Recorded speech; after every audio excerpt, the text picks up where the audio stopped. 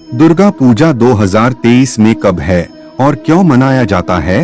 हिंदू धर्म में दुर्गा माँ के विभिन्न रूपों का ही बहुत महत्व है, जिससे आप यह अनुमान लगा सकते हैं कि माँ दुर्गा पूजा के पर्व को भक्त कितनी आस्था के साथ मनाते होंगे। हिंदू पंचांग के अनुसार प्रत्येक वर्ष शारदीय नवरात्रि के स्वागत के रूप में मनाया जाता है। अश्विन शुक्ल षष्ठी को ही दुर्गा पूजा उत्सव का आरंभ हो जाता है और दशमी तक यह पर्व चलता है। इस पर्व में माता दुर्गा की प्रतिमा की स्थापना की जाती है और उत्सव के अंत को मां की विदाई का समय मानकर बहुत धूमधाम से मनाया जाता है। इस उत्सव के चलते दुर्गा बलिदान और सिंदूर खेला की रस्म की जाती है। चैत्र व अश्विन माह के शुक्ल पक्ष में आई नवमी के दिन दुर्गा बलिदान की रस्म को किया जाता है। इसमें सब्जियों के साथ सांकेतिक बलि दी जाती है, जिसे पूरे विधि विधान और अनुष्ठानों के पालन के साथ किया जाता है। चीन काल में इस रस्म के दौरान कई स्थानों में पशुओं की बलि दी जाती थी। इसी दुर्गा पूजा के शुभ अवसर पर सिंदूर खेला की रस्म की जाती है,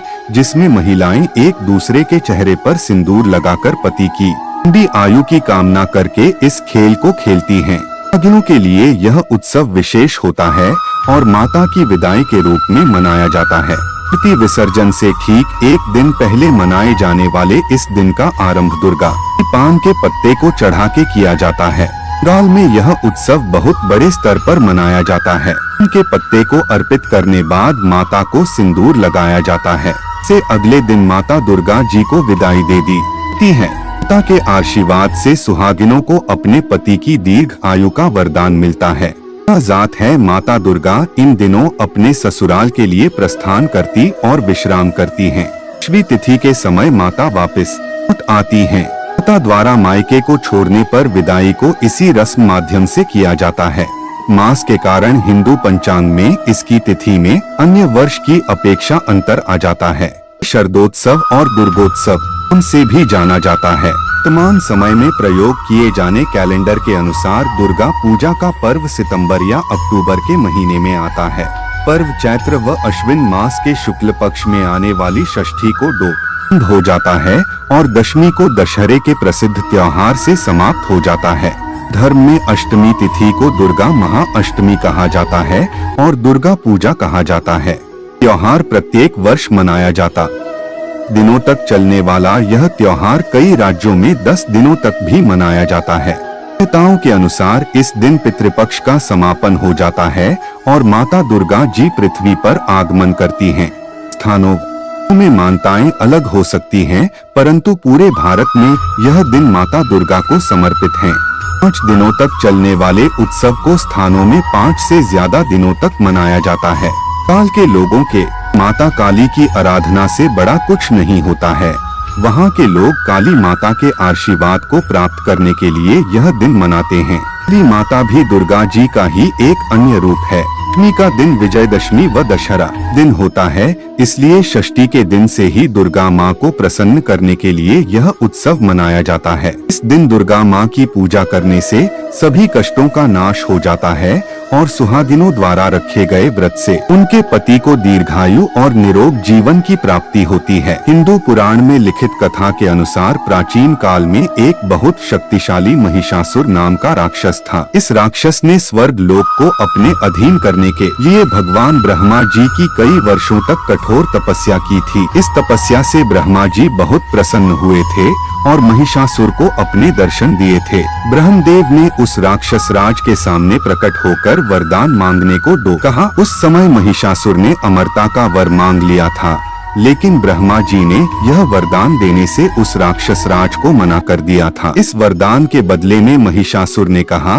कि मेरा वध केवल स्त्री के हाथों होना ही संभव हो, स्त्री के बजाय कोई भी व्यक्ति उसका वध करने में सक्षम न हो। इस वरदान के लिए ब्रह्मा जी मान गए थे और तथास्तु कहकर वहां से अदृश्य हो गए। महिषासुर ने सोचा कि मुझ जैसे बलशाली राक्षस को कोई स्त्री भला कैसे ही वध कर पाएगी, अर्थात खुद को अमर सोचकर महिषासुर बहुत प्रसन्न हुआ। वरदान प्राप्ति के कुछ समय बाद ही राक्षस राज ने स्वर्ग लोक पर अपना सेना की सहायता से आक्रमण कर दिया। उसके इस आक्रमण से सारे स्वर्ग लोक में हाहाकार मच गया और सभी देवता ब्रह्मा के वरदान के कारण उसका कुछ नहीं कर पाए। ऐसे में युद्ध हार कर सभी देवताओं को स्वर्ग लोक से जाना पड़ा। उसके बाद सभी देव सहायता के लिए त्रिदेव ब्रह्मा, विष्णु और भगवान शिव के पास सहायता मांगने के लिए गए। ब्रह्मा के वरदान का पालन करने के कारण त्रिदेवों में भी कोई इस राक्षस का वध करने में सक्षम नहीं था। तभी ब्रह्मा जी,